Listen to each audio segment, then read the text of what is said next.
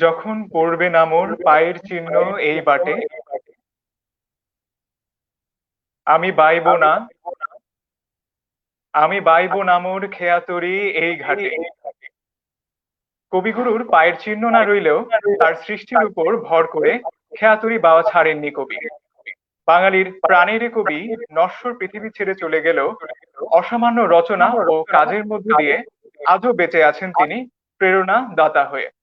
আনন্দে, বেদনায়, এমনকি দ্রোহে এখনো রবীন্দ্রনাথ বাঙালির প্রেরণার উৎস। 22শে শ্রাবণ 1427 বঙ্গাব্দ কবিগুরুর ৭৯তম প্রয়াণ দিবস। আজ কবিগুরুর চিরজাগ্রত সত্তা সকলের মাঝে পুনরায় প্রদীপ্ত করতে নটরডেম কালচারাল ক্লাব আয়োজিত প্রাণের আবাহনে অভয় বাজে হৃদয় মাঝে এর ৮ম পর্বে আপনাদের সকলকে স্বাগত জানাচ্ছি। অনুষ্ঠান জুড়ে সঙ্গে থাকছি আমি সৌমিক বড়ুয়া, সদস্য নটরডেম কালচারাল ক্লাব। বর্তমান বিশ্ব কোভিড-19 মহামারীর তাণ্ডবে বিপর্যস্ত। এই দুর্যোগেও প্রাসঙ্গিক রবীন্দ্রনাথ। জীবদ্দশায় তিনি ম্যালেরিয়া, প্লেগ এর ভয়াবহতা দেখেছিলেন।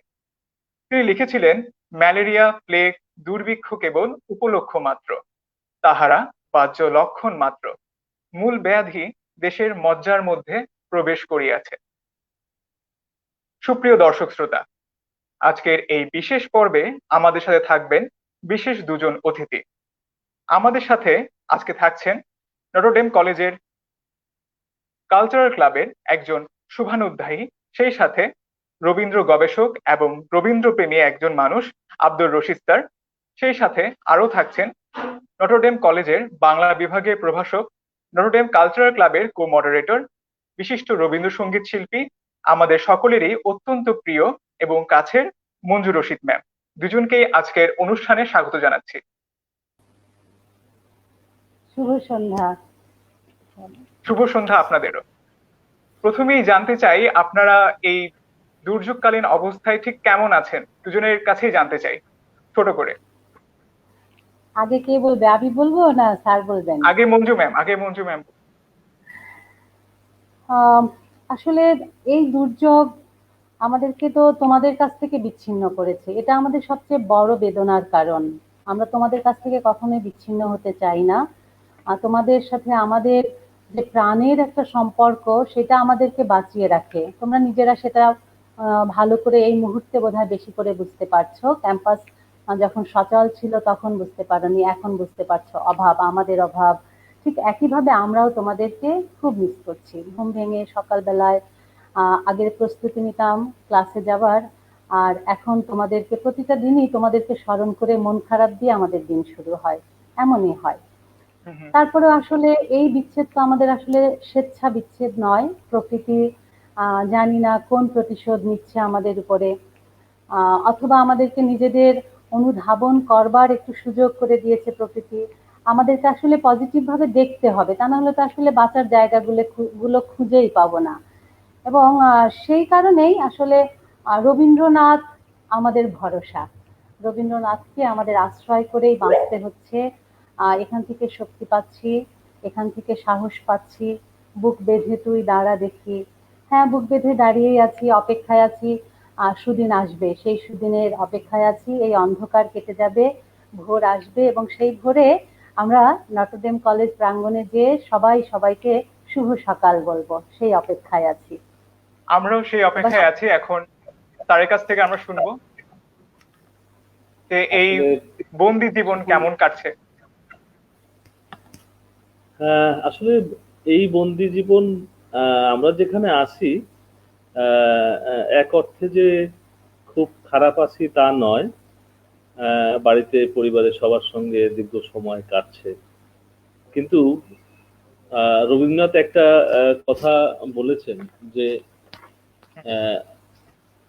একা মানুষ সবচেয়ে হলো ভয়ঙ্কর। মানুষের সাথে মানুষ যখন মিলিত হয় তখনই সে সত্য পায়। মানুষের সাথে মানুষের মিলনই হলো সেই মানুষের জন্য সত্য। তো সেই বড় সত্য থেকে আমরা যখন বিচ্ছিন্ন আছি, সেটা আমরা যে কারণে মানসিকভাবে বড় একটা বেদনার মধ্যে আছি। তো আমরা রবীন্দ্রনাথের কাছ থেকে শিক্ষা নেই যে সমুদ্র দেখে ভয় না পেয়ে সমুদ্রটা পাড়ি দিয়েই তবেই মুক্তি। সেই জন্য আমাদের এই অপেক্ষা, এই প্রাকৃতিক দুর্যোগ, এটাকে আমাদের জয় করতে হবে এবং জয় করে আমরা সেখান থেকেই সেটা মুক্তি পাবো। সেই মুক্তির জন্য আমরা মনে করি যে এটা একটা লড়াই চলছে, সেই লড়াই থেকে আমরা অবশ্যই জয়ী হব। সবাইকে ধন্যবাদ। সৌমিক, আমাদের কথা কি ক্লিয়ার আছে? হ্যাঁ হ্যাঁ, আমরা শুনতে পাচ্ছি, স্পষ্ট শুনতে পাচ্ছি। আমরা আমাদের অনুষ্ঠানটির শুভারম্ভ করব ম্যামের একটি গান দিয়ে। আমরা এখন ম্যামের গানে চলে যাব।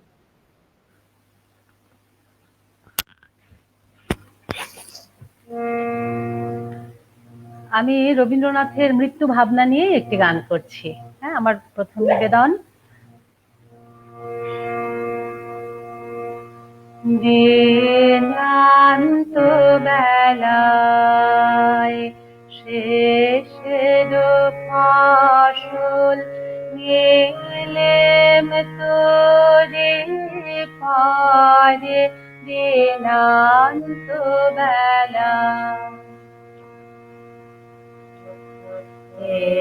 পারে এসে হলো সারা, যাব ও পারে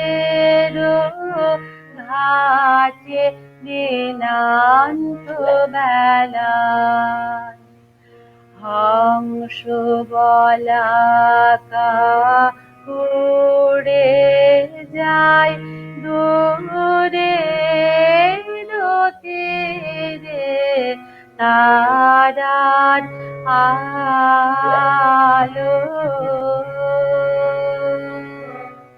তারি ডানার ধ্বনি বাজে বাজে মোর অন্তরে, তারি ডানার ধ্বনি বাজে বাজে মোর অন্তরে, দিনান্ত বেলায় ভাটার নদী ধায় সাগর পানে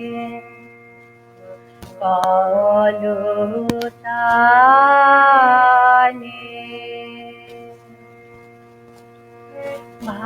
ভাবনা মোর ভেসে যায় তারে গানে, ভাটার নদী ধায় সাগর পানে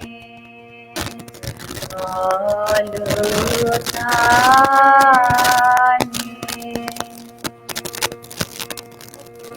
ভাবনা মোর ভেসে যায় তারে টানে,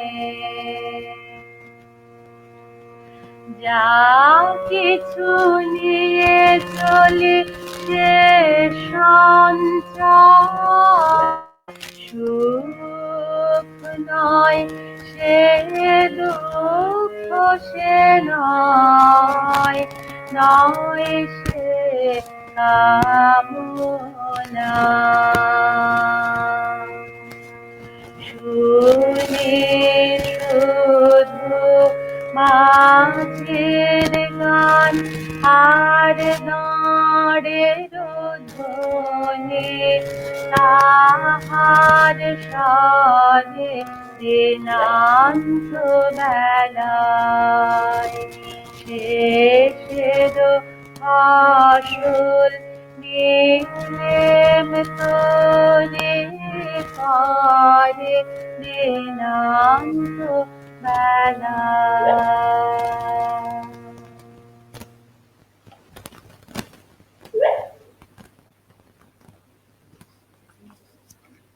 শোনার জন্য। এবারে আমরা আব্দুর রশিদ স্যারের কাছে যেতে চাই। বেশ কিছু প্রশ্নের উত্তর শুনবো আজকে আমরা স্যারের কাছ থেকে। শ্রমিক, আমাদের কি খালি মুখে কথা শোনা যাচ্ছে তো? হ্যাঁ, শোনা যাচ্ছে, শোনা যাচ্ছে।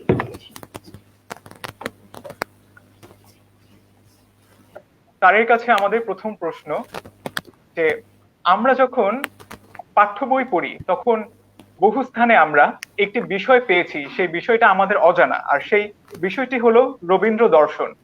এবং আজকে আমরা এই রবীন্দ্র দর্শন সম্পর্কে আপনার কাছে জানতে চাই। আসলে রবীন্দ্রনাথ বিষয়টাই একটা বৃহৎ বিষয়, এবং রবীন্দ্র দর্শনটাও একটা বৃহৎ বিষয়। তা রবীন্দ্রনাথের কর্মজীবন এতই বৃহৎ এবং বৈচিত্র্যময়, আবার আরো একটা বিস্ময়কর যে এই বৃহৎ জীবনের পুরোটাই উনি কর্মময় ছিলেন, এবং তার কাব্যজীবন, এই যে দর্শন কথাটা আসলো, যে কাব্যজীবনের একেবারে শুরু থেকে এই দর্শনের বিষয়গুলো তার এসেছে। দর্শন বলতে আমরা যেটা বুঝি যে উনি যা বিশ্ব নিয়ে ভাবেন, মানব সমাজ নিয়ে ভাবেন, বর্তমান এবং ভবিষ্যৎ পৃথিবী নিয়ে ভাবেন, সেটাই তো সাধারণত দর্শন এইভাবেই বলা হয়, আমরা যেটা বুঝি আর কি। তো রবীন্দ্রনাথের যে কাব্যজীবন একেবারে ছেলেবেলায়, একেবারে যেটাকে রবীন্দ্রনাথ তার অচলিত গ্রন্থের মধ্যে ফেলেছেন, উনি ওনার রচনা বলে স্বীকৃতি দিতে চাননি, এরকম কিছু রচনা আছে যেটা বিশ্বভারতীর অচলিত গ্রন্থ হিসেবে। আমি সেখান থেকেই যাব, যে কথাটা বলেছি যে কেন ওনার দর্শনটা কি। ওনার দর্শনের শুরু থেকেই আমরা দেখতে পাই যে একেবারে 14-15 বছর বয়সে উনি যে কিছু রচনার মধ্যে উনি মানুষের মুক্তির কথা বলেছেন, সেটা হলো বিস্ময়কর ব্যাপার। 14-15 বছর বয়সে যে বনফুল কাব্য গ্রন্থ রচিত হয়, কাব্য নাট্য কাব্যগ্রন্থ এই টাইপের বলা হয়, কিন্তু উনি আসলে রচনা হিসাবে স্বীকৃতি দেননি। বলছেন ওনার যেহেতু বাল্যকালের রচনা, এই রচনার মধ্যে কোনো সমৃদ্ধ জিনিস নেই। তারপরে আমরা যেটা ওইটা তন্ন তন্ন করে খুঁজে দেখেছি, ওখানেও তার সেই জীবনের মৌলিক দর্শনটা ছিল। সেখানে বলেছেন মানুষের মুক্তিটাই প্রধান।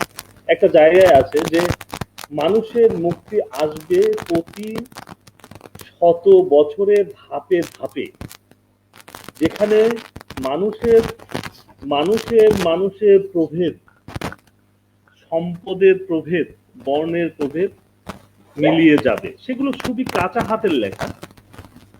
আর আমরা যদি একেবারে শেষ সময়ে যাই, 1941 সালে, যখন তার বয়স 80 পেরিয়ে, সেই সময় আমরা একটা দর্শনই দেখেছি যে তার শেষ বয়সের সর্বশেষ জন্মদিনের একটা গুরুত্বপূর্ণ ঐতিহাসিক রচনা, সেটা সভ্যতার সংকট। সেই সভ্যতার সংকটের মধ্যে আমরা দেখি যে মানুষের মুক্তির বিষয়টা প্রাধান্য পেয়েছে, ভারতবর্ষের মানুষের মুক্তির বিষয়টা প্রাধান্য পেয়েছে, মানুষের প্রতি মানুষের শোষণ মুক্তিটা প্রাধান্য পেয়েছে, মানুষের পাশে নির্যাতনের অবসান হোক, অন্য দেশের এসে উপর প্রভুত্ব করুক, এই বিষয়টা অবসান হোক, এইটা রবীন্দ্র দর্শনে আসছে। এখন যেহেতু আমাদের এখানে সময়টা সংক্ষিপ্ত, সেই জন্য এত পুরোটা বলা সম্ভব না, তবে তার কথা দিয়েই আমি বলি যে উনি সারা জীবন কি চেয়েছেন। সারা জীবনে যেটা চেয়েছেন যে অসাম্প্রদায়িকতা, সার্বজাগতিকতা, সার্বজনীনতা। এটার অর্থ কি বলেছেন? বিশ্বভারতী প্রতিষ্ঠার সময় উনি এই কথাটা বারবার বলেছেন। 1921 সালে যখন বিশ্বভারতী বিশ্ববিদ্যালয় প্রতিষ্ঠিত হয়, এবং যেটার কার্যক্রম শুরু হয়েছিল 1918 সালে, সে ঢাকা বিশ্ববিদ্যালয় প্রতিষ্ঠা সমসাময়িক। সেইখানে উনি একটা কথা বারবার বলেছে যে সংকীর্ণ জাতীয়তাবাদের দিন শেষ, আগামী দিন যেটা আসছে সেটা হলো সর্বজাতিকতার মিলনের দিন, এবং ভারতবাসীকে সেই জন্য প্রস্তুত থাকতে হবে, মানব জাতিকে সেই জন্য প্রস্তুত থাকতে হবে। এবং সেই তাহলে আমরা প্রস্তুতি পর্বে মূলত বলতে পারি রবীন্দ্র দর্শন বলতে বোঝায় আসলে মুক্তি, সাম্যবাদী, সাম্প্রদায়িকতাহীন একটি সমাজ, এরকম একটি দর্শন,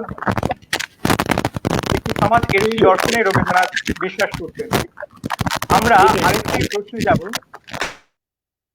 সেটি হচ্ছে আমরা জানি সাহিত্য যুগকে আমরা 3 ভাগে ভাগ করে থাকি। এই সর্বশেষটি হলো আধুনিক যুগ। এই আধুনিক যুগের সূচনা করেছিলেন হচ্ছে বঙ্কিমচন্দ্র এবং ঈশ্বরচন্দ্র বিদ্যাসাগর, এবং যেটি পূর্ণতা পায় হচ্ছে রবীন্দ্রনাথ ঠাকুরের হাতে। এখন আমরা এই বিষয় নিয়ে একটু জানতে চাই যে কিভাবে এই আধুনিক যুগে রবীন্দ্রনাথের পদার্পণ ঘটলো, এই বিষয়টা। আমি আগের প্রসঙ্গটার সমাপ্তি টেনে আমি এটাতে একটু বলার চেষ্টা করব। উনি ওনার নিজের কথায় ওনার আত্মপরিচয়ে বলেছেন, যেটা দর্শনের কথাটা যে এসেছিল, ওনার দর্শনে এই কথাটা উনি অনেক দিন থেকে লিখে আসছি। জীবনের নানা পর্বে নানা অবস্থায় শুরু করেছি কাঁচা বয়সে, তখন নিজেকে বুঝিনি, তাই আমার লেখার মধ্যে বাহুল্য এবং বর্জনীয় জিনিস ভুরি ভুরি আছে, তাতে সন্দেহ নেই। এ সমস্ত আবর্জনা বাদ দিয়ে বাকি যা থাকে, আশা করি তার মধ্যে এই ঘোষণাটাই স্পষ্ট যে আমি ভালোবেসেছি এই জগৎকে, আমি প্রণাম করেছি মহৎকে, আমি কামনা করেছি মুক্তিকে, যে মুক্তি মহামানবের। এবং সেই মহামানবের মুক্তি বলতে বলছে মানুষের সর্বধরনের মুক্তি, অন্ধতা থেকে মুক্তি, মানুষের উপর মানুষের যে বন্ধন, বিশেষ করে শোষণের যে বন্ধন, প্রভুত্বের যে বন্ধন, সেই সকল প্রকার মুক্তির দর্শনই তার জীবনের মৌলিক দর্শন। ধন্যবাদ। এখন পরের প্রশ্নের উত্তরটা, পরের কোশ্চেনটা আরেকবার যদি আপনি রিপিট করেন তো আমার জন্য সুবিধা হয়। প্রশ্নটা হচ্ছে রবীন্দ্রনাথের আধুনিক যুগে যে পদার্পণটা ঘটলো রবীন্দ্রনাথের রচনার মাধ্যমে, সেই সম্পর্কে আমরা একটু জানতে চাই। আসলে এটা একটা রবীন্দ্রনাথ নিজেই বলেছেন, প্রশ্নটা যদি বৃহৎ হয়, কঠিন হয়, উত্তরটাও কঠিন এবং বৃহৎ জটিল। আমাদের একটু সংক্ষেপে বলতে। হ্যাঁ, আমরা সংক্ষেপে বলছি যে বাংলা সাহিত্যের এবং বাংলা ভাষার যদি আমরা যুগ বিভাগ করি, তাহলে যে আধুনিকতা এবং আধুনিক বাংলা ভাষা এবং বাংলা সাহিত্য যাকে বলি আমরা, সেইটা রবীন্দ্র যুগের আগে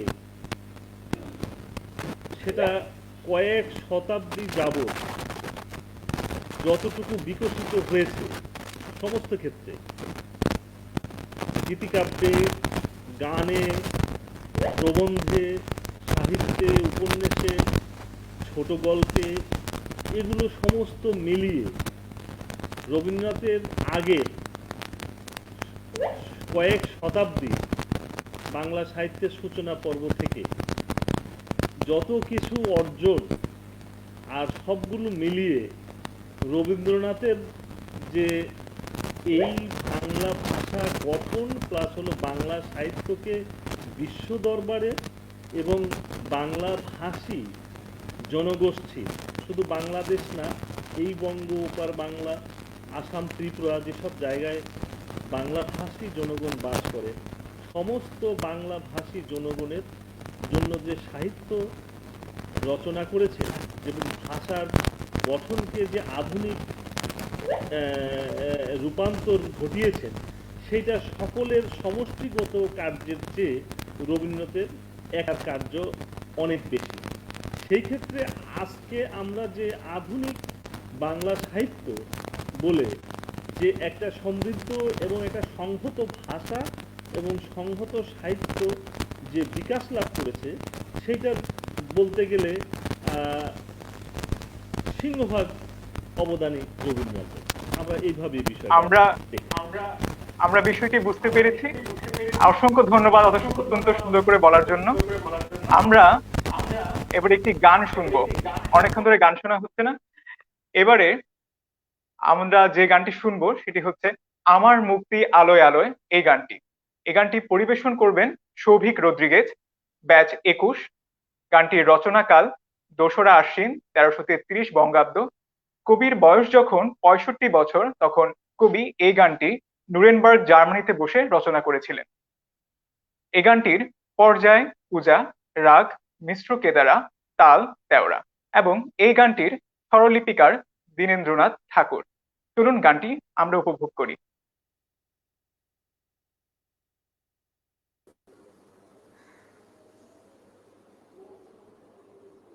সবাইকে আমার শুভেচ্ছা। আমি সৌভিক প্যাট্রিক রড্রিক্স।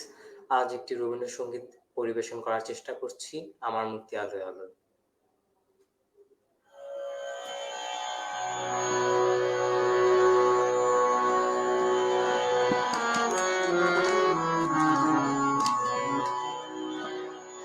আমার মুক্তি আলোয় আলোয়, এই আকাশে আমার মুক্তি আলোয় আলোয়, আমার মুক্তি ভোলায় ভোলা ভাসে ভাসে, এই আকাশে আমার মুক্তি আলোয় আলোয়, দেহ মনের সুদূর পারে হারিয়ে ফেলি আপনারে, দেহ মনের সুদূর পারে হারিয়ে ফেলি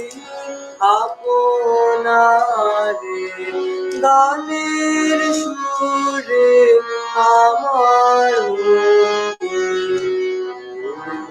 ভাসে, এই আকাশে আমার মুক্তি আলোয় আলোয়, আমার মুক্তি সর্বজনে মনের মাঝে, দুঃখ বিপদ তুচ্ছ করা কঠিন মাঝে, আমার সর্বজনে মনের মাঝে, দুঃখ বিপদ তুচ্ছ করা কঠিন মাঝে, নিঃস্বার্থতার যজ্ঞশালা আত্মহোমের বলিদানা, নিঃস্বার্থতার যজ্ঞশালা আত্মহোমের বলিদানা, জীবন যেন দিয়াহুতি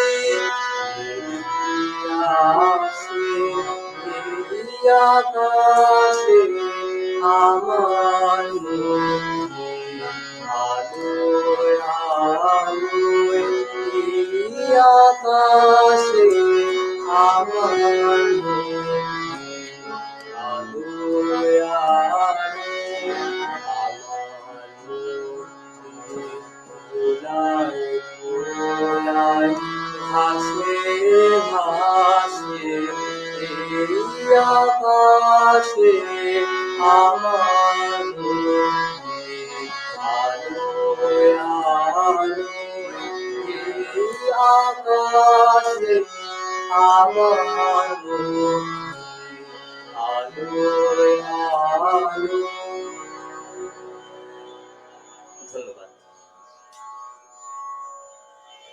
অসংখ্য ধন্যবাদ সৌভিক রদ্রিগেজকে। এবার আমরা আবার আব্দুর রশিদ স্যারের কাছে চলে যেতে চাই। আমাদের আরো একটি প্রশ্ন আছে, সেটি হচ্ছে, আমরা জানি পদ্যের সাধারণ গঠন ভেঙে দিয়ে রবীন্দ্রনাথ রচনা করলেন গদ্য কবিতা। আমরা জানতে চাই আধুনিক গদ্য কবিতার বিষয়ে এবং এর সাথে গীতাঞ্জলি কাব্যগ্রন্থের যে যোগসূত্র সেই বিষয়টুকু।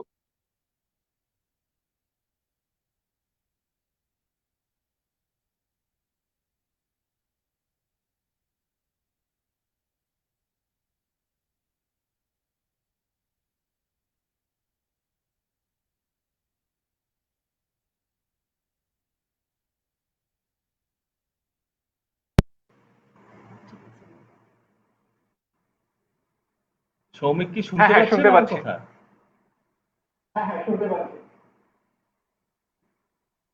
রবীন্দ্রনাথের যে আধুনিক গদ্য কবিতা যেটা বলা হয়, অথবা রবীন্দ্রনাথ নয়, আমরা আধুনিক গদ্য কবিতা অথবা শুধু গদ্য কবিতা বলতে যা বুঝি, রবীন্দ্রনাথের এই জায়গায় উত্তরণ হঠাৎ করে হয়নি।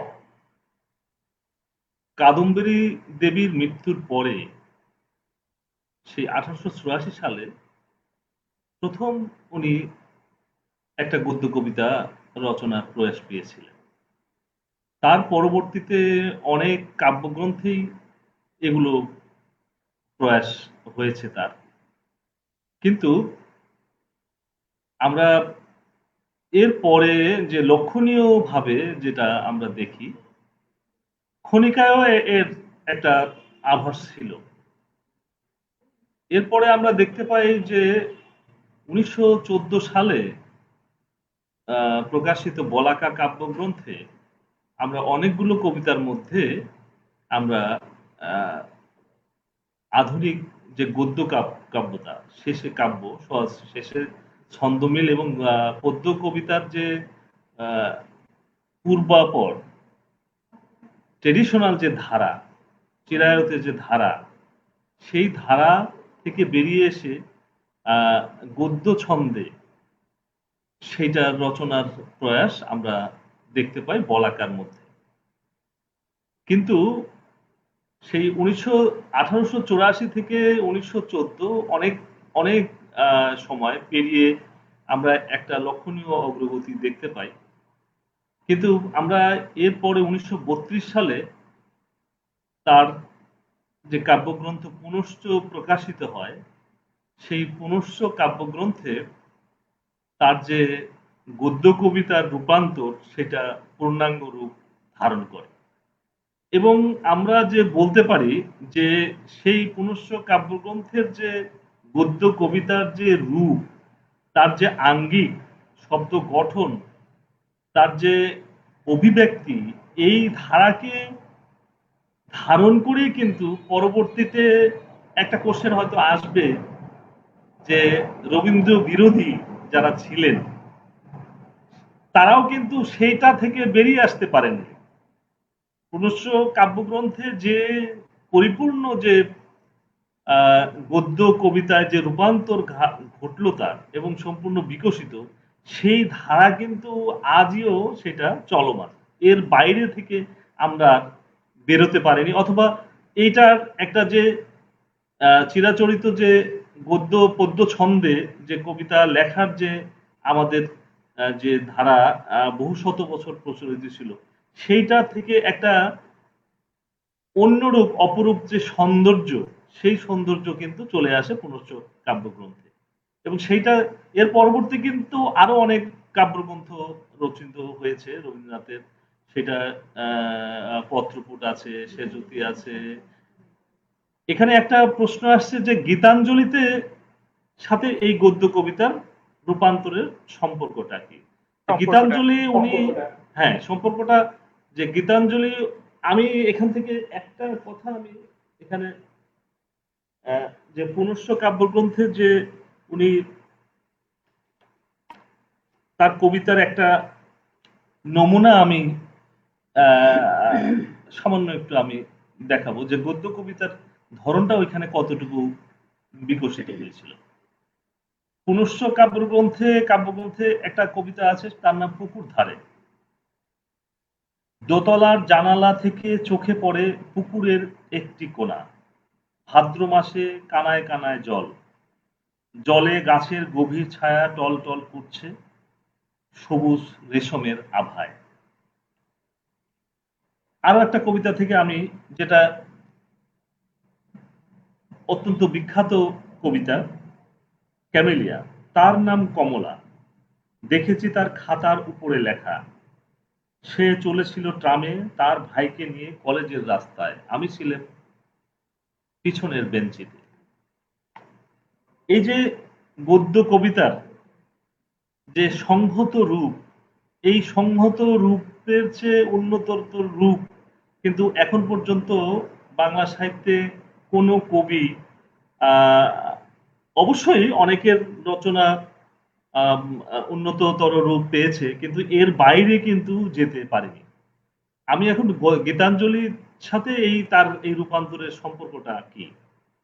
গীতাঞ্জলি উনি অনুবাদ করেন হঠাৎ করেই ঘটনাচক্রে, অথবা বলা যায় যে একটা পরিস্থিতিতে পড়ে, পূর্ব পরিকল্পিত নয়, 1912 সালে। আর আমি এর আগে বলেছি যে 1914 সালে বলাকা রচিত হয়। বলাকাতেও আধুনিকতার ছাপ আছে। তো উনি যে গদ্য কবিতার যে রূপান্তর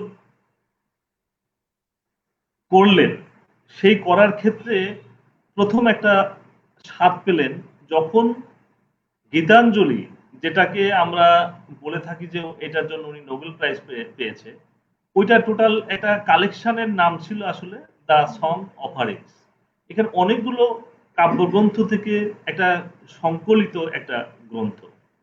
তার মধ্যে গীতাঞ্জলি থেকে মাত্র ছিল 53টা কবিতা, তারপরে সেখানে নৈবদ্যতে ছিল অনেকগুলো কবিতা, কেয়া থেকে ছিল, এরকম অচলায়তন ছিল একটা করে, এরকম অনেকগুলো মিলিয়ে 103টা গীতি কবিতা নিয়ে আসলে গীতাঞ্জলির যে ইংরাজি রূপ দ্য সং অফারিংস।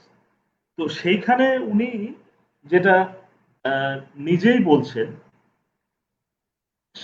ওনার ওনার কথাটার মধ্য দিয়েই কিন্তু ওনার আপনার উত্তরটা আপনি পেয়ে যাবেন। আমি সেই উত্তরটা আমি দেবার চেষ্টা করব।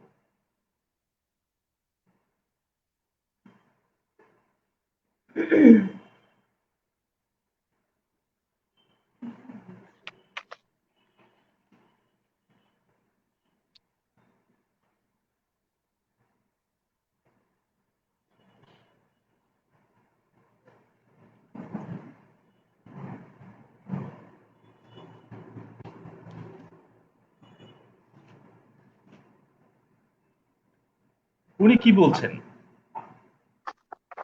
একদা কোনো এক অসতর্ক মুহূর্তে আমি আমার গীতাঞ্জলি ইংরেজি গদ্যে অনুবাদ করি।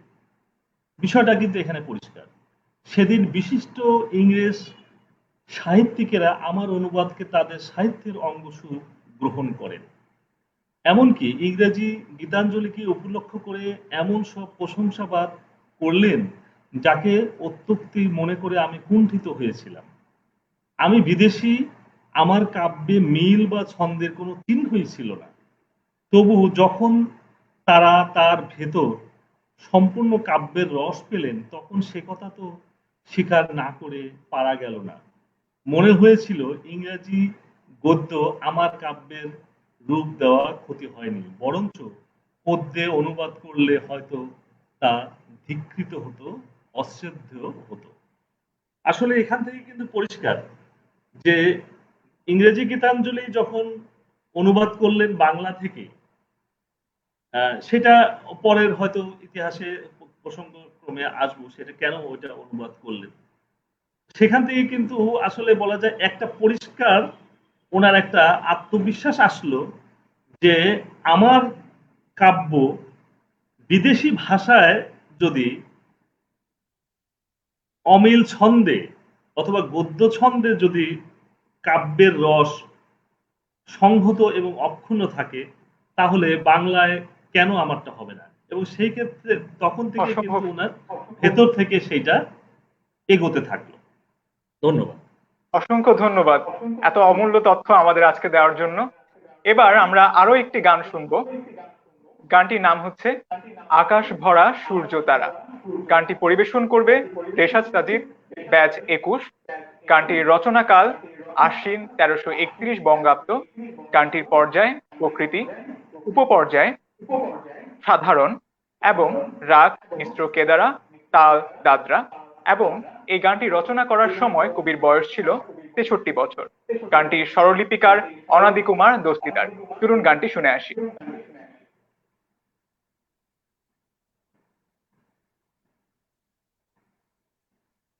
নটরডেম কালচারাল ক্লাবের এই অনুষ্ঠান আয়োজনে জানাই আমার প্রাণ ঢালা শুভেচ্ছা এবং অভিনন্দন। আজকে আপনাদেরকে শোনাবো কবিগুরু রবীন্দ্রনাথ ঠাকুরের আকাশ ভরা সূর্য তারা গান। আশা করি আপনাদের ভালো লাগবে।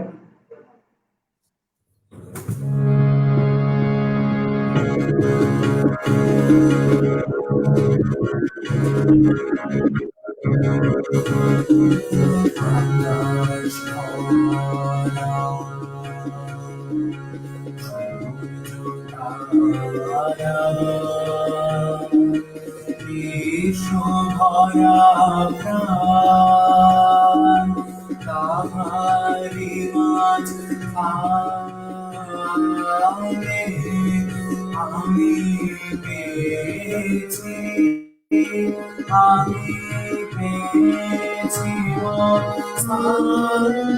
ঈশ্বরে তাই জানে জাগে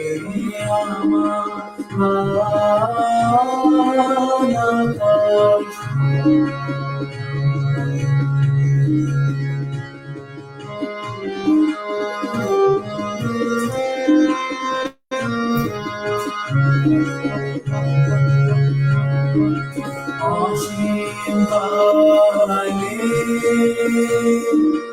জেগিলোনে জোয়ার ভাটায় ভুবন অসীম কালে জেগিলোনে জোয়ার ভাটায় ভুবন নারীতে মোর রক্তধারা লেগেছে তার নাম ঈশ্বরে তাই জাগে জাগে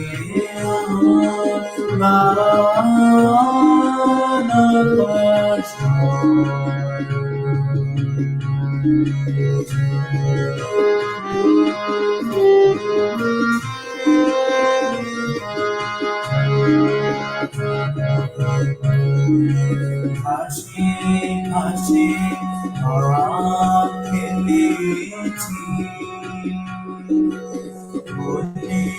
পথে যেতে ফুলের গন্ধে চমক লেগে ঢুকেছে মনেকে ছড়িয়ে আছে আনন্দেরই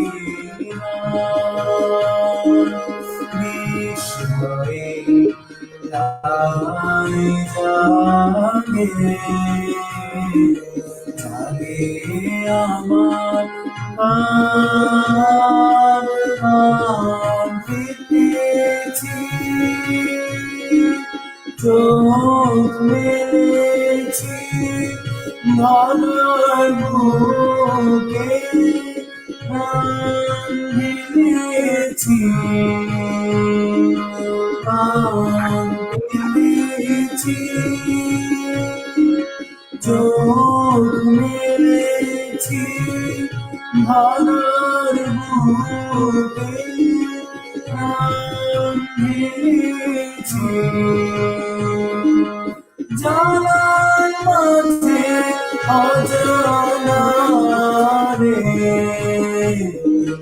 করেছি সন্ধান বিস্ময়ে তাই জাগে জাগে আমার প্রাণ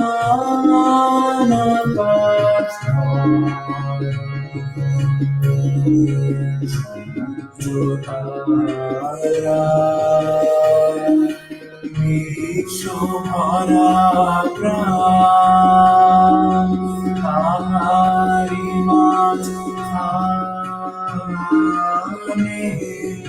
আমি পেয়েছি আমি পেয়েছি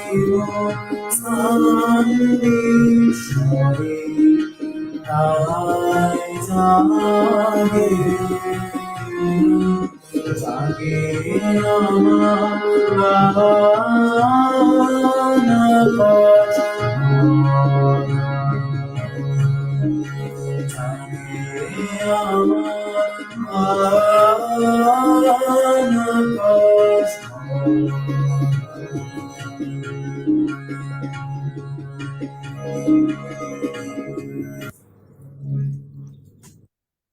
অসংখ্য ধন্যবাদ ধন্যবাদ রেশা সবাইকে। সাজিদকে। এবারে আমাদের আরো একটি প্রশ্ন আছে স্যারের কাছে। সেই কোশ্চেনটা হচ্ছে আমাদের অনেকের মনেই প্রশ্ন আসে বিদ্রোহী কবি কাজী নজরুল ইসলাম এবং রবীন্দ্রনাথ ঠাকুরের মধ্যে সম্পর্কটা ঠিক কেমন ছিল? এই বিষয়টা অনেকের কাছে অজানা। একটু স্পষ্ট করে আমাদের বলবেন। আসলে এই সম্পর্কটা নিয়ে যে ধোঁয়াশা এবং অপপ্রচার যেটা আছে সেটা আসলে স্বাধীনতার পূর্বে পাকিস্তান আমলে আমাদের মধ্যে পাকিস্তানি শাসকরা যে সাম্প্রদায়িক ভেদবুদ্ধি ঢুকিয়ে দিয়েছিল আমাদের মধ্যে, আমাদের মস্তিষ্কে সংজাত করেছিল, সেইটারই আসলে প্রতিফলন এই রবীন্দ্র নজরুল সম্পর্কে। এই যুগের আপনারা কি শুনেছেন জানি না, আমি যখন আমাদের সময় যখন আমরা প্রাইমারি স্কুলে পড়ি তখন আমার মনে আছে যে সেই প্রাথমিক বিদ্যালয়ের প্রধান শিক্ষক ওনার ক্লাসের সময় এই কথাটা এখনো মনে আছে, বলেছিলেন যে রবীন্দ্রনাথ নোবেল প্রাইজ পুরস্কারটা আসলে নজরুলের পাওয়ার কথা ছিল। সেটা ষড়যন্ত্র করে উনি হিন্দু বলে ব্রিটিশরা উনি হিন্দুকে প্রাধান্য দিত বলে পুরস্কারটা তাকে দেওয়া হয়েছে। কথাটা যে কত অ্যাবসার্ড যে যখন এই কথাটা বলা হয়, রবীন্দ্রনাথ যখন নোবেল প্রাইজ পান তখন নজরুলের বয়সটা কত ছিল। তো এইটা কিন্তু আমাদের তখন মাথায় আসেনি। তখন আমরা এই যুগে অবশ্যই বোধহয় এই ধোঁয়াশাটা কেটে গিয়েছে। আসলে সাম্প্রদায়িক যে ভেদবুদ্ধি আমাদের মধ্যে পাকিস্তানি শাসকরা এবং এইটা ব্রিটিশদেরও এইটা অবদান ছিল, তাদের তো ভেদনীতি তো তাদের শাসন ব্যবস্থার মূল দর্শন ছিল। রবীন্দ্রনাথের সাথে নজরুলের যে সার্বক্ষণিক খুব গভীর সম্পর্ক ছিল তা নয়, কিন্তু তার অনুজ হিসাবে রবীন্দ্রনাথের প্রভূত পরিমাণ স্নেহ নজরুল পেয়েছেন। এবং আপনারা হয়তো জেনে থাকবেন, এই জেনারেশন জানে না যে নজরুল প্রথম জীবনে হি ওয়াজ এ টেগোর সিঙ্গার। এটা কিন্তু নোবডি নোজ, অথবা শুধু গবেষকরাই হয়তো জানেন। নজরুল কিন্তু একজন জনপ্রিয় রবীন্দ্রসঙ্গীত শিল্পী ছিলেন। তিনি যখন বাংলা যখন পল্টনে যান, উনি প্রথম মহাযুদ্ধে যখন সৈনিকের খাতায় নাম লেখেন ব্যারাকে, কিন্তু উনি এই গান রবীন্দ্রনাথের গান গেয়েই উনি পপুলার ছিলেন। এবং ওই সময়ে রবীন্দ্রনাথের এত গান নজরুল ছাড়া আর কোনো মুখস্থ ছিল না এত গান। এইটা হলো একটা যে রবীন্দ্রনাথের কতটুকু অনুরাগী নজরুল ছিলেন এটা থেকেই বোঝা যায়। এবং রবীন্দ্রনাথের স্নেহ কতটা পেয়েছেন সেইটা যদি আমরা দেখি, যে নজরুল একটা পত্রিকা বের করতেন, দীর্ঘদিন বেরিয়েছিল, ধূমকেতু নাম, এটা সবাই জানার কথা। ধূমকেতুর যেটা বা ইংরেজিতে যেটা বলে ক্যাপশন, অর্থাৎ প্রচ্ছদচিত্রে, একটা প্রচ্ছদচিত্রই পত্রিকাতে দীর্ঘদিন হতো। সেটা হচ্ছে সে বোধহয় 8 লাইন 10 লাইনের একটা কবিতা ছিল, সেটাও কিন্তু রবীন্দ্রনাথকে কাছ থেকে করে নিয়ে আসা, এবং নজরুল সরাসরি শান্তিনিকেতনে গিয়েই তার কাছ থেকে করে নিয়ে আসছিলেন। এইটা হলো একটা বিষয়। আবার রবীন্দ্রনাথ নজরুল যখন জেলে ছিলেন, জেলে সেই অগ্নিবীণা প্রকাশের পরে যখন ব্রিটিশ শাসকদের কোপানলে পড়ে জেলে থাকেন, এবং উনি জেলে থেকেও অনেক রচনা করেন। এবং ওই সময় উনি একবার হাঙ্গার স্ট্রাইক, বাংলাতে যেটা বলে অনশন করেন। সেই অনশন ধর্মঘট করার জন্য কিন্তু যখন কোনো মতেই কারোর কথা শুনছিলেন না, আহ, রবীন্দ্রনাথ কিন্তু টেলিগ্রাম করেছিলেন জেলখানায়। যদিও এটা জানা যায় না যে রবীন্দ্রনাথের সেই টেলিগ্রাম ব্রিটিশ শাসকরা, জেলের যে জেলাররা তারা নজরুলের হাতে দিয়েছিলেন কিনা এই তথ্যটা পাওয়া যায় না। এই হলো তার সাথে সুখের সম্পর্ক। একটা ছোট্ট একটা আহ, তার সঙ্গে একটু ভুল বোঝাবুঝি হয়েছিল, কিন্তু সেটা কিন্তু ওইটা ক্ষণস্থায়ী।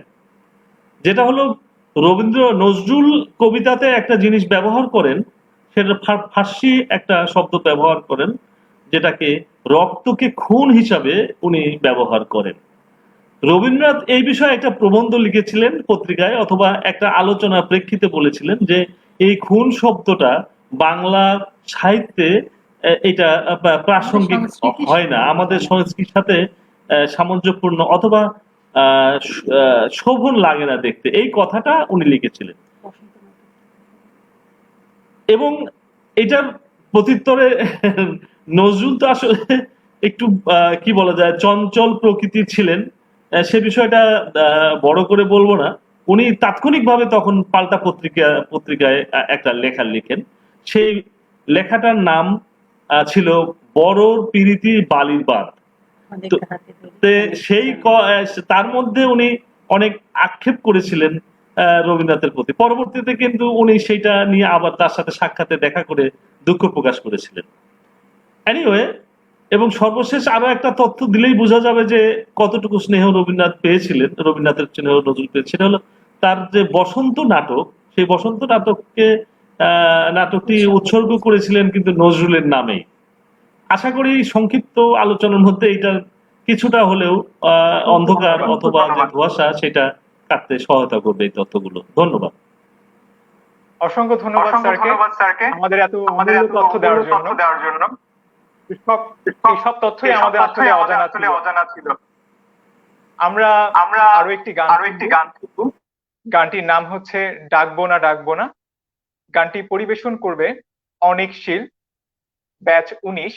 গানটির রচনাকাল 1340 বঙ্গাব্দ এবং এই গানটির স্বরলিপিকার অনাদি কুমার দস্তিদার। এই গানটি কবি রচনা করেন 72 বছর বয়সে। এই গানটির রাগ বিভাগ কীর্তন, তাল দাদরা। 1340 ভাদ্রের শেষে ম্যাডাম থিয়েটারে কবি সম্পূর্ণ এই রচনাটি কবিতা আকারে আবৃত্তি করে শুনিয়েছিলেন। চলুন আমরা এখন সেই গানটি শুনে আসি।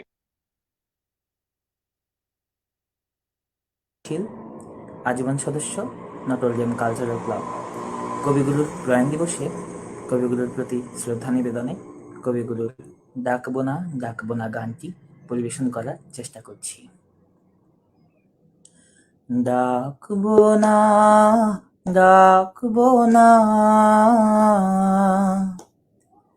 অমন করে বাইরে থেকে ডাকবো না, পারি যদি অন্তরে তার ডাক পাঠাবো, আনবো ডেকে না না না। ডাকবো না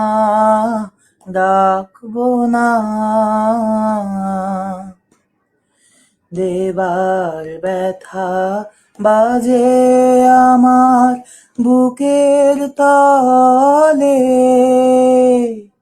নেবার মানুষ জানি নে তো কোথায় চলে। দেবার ব্যথা বাজে আমার বুকের তলে, নেবার মানুষ জানি নে তো কোথায় চলে। এই দেওয়া নেওয়ার মিলন আমার ঘটাবে কে না না না। ডাকবো না মিলবে নাকি মোর বেদনা, তার বেদনাতে। গঙ্গাধারা মিশবে নাকি কালো যমুনাতে গো, মিলবে নাকি মোর বেদনা তার বেদনাতে। আপনি কিশোর উঠল বেজে, আপনা হতে এসেছে যে। আপনি কিশোর উঠল বেজে, আপনা হতে এসেছে যে। গেল যখন আশার বচন গেছে রেখে, না না না ডাকবো না, ডাকবো না। অমন করে বাইরে থেকে ডাকবো না। পারি যদি অন্তরে তার ডাক পাঠাবো, আনবো ডেকে, না না না ডাকবো না, ডাকবো না।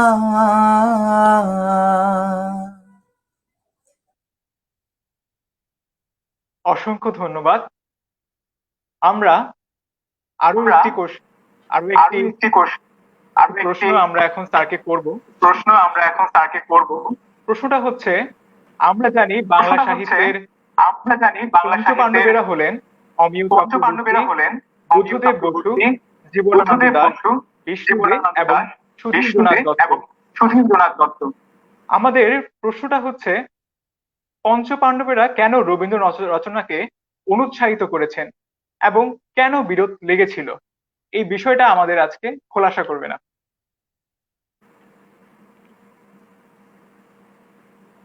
আসলে পঞ্চপাণ্ডব নাম যারা দিয়েছিলেন ওই সময়, আমার কথা কি শুনতে পাচ্ছেন?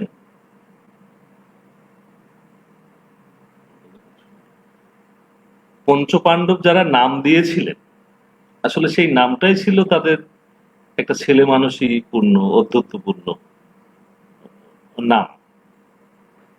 যারা কাব্য এবং সাহিত্য চর্চা করেন, তারা তো সুন্দরের চর্চা করেন, স্নিগ্ধ, স্তব্ধ, তা এগুলোরই চর্চা করেন। তো সেই নামটার মধ্যেই একটা অধ্যত্বপূর্ণ, একটা আক্রমণাত্মক নাম, যুদ্ধাঙ্গদেহী নাম আছে। অনেকগুলো বছর পেরিয়ে গেছে, তো সেইখান থেকে আমরা দেখতে পাই, আমরা যদি আজকে আসলে একটু সময় না গেলে তো বোঝা যায় না, কোনো কিছু স্পষ্ট হয় না। কাল হলো সবচেয়ে বড় পরীক্ষক।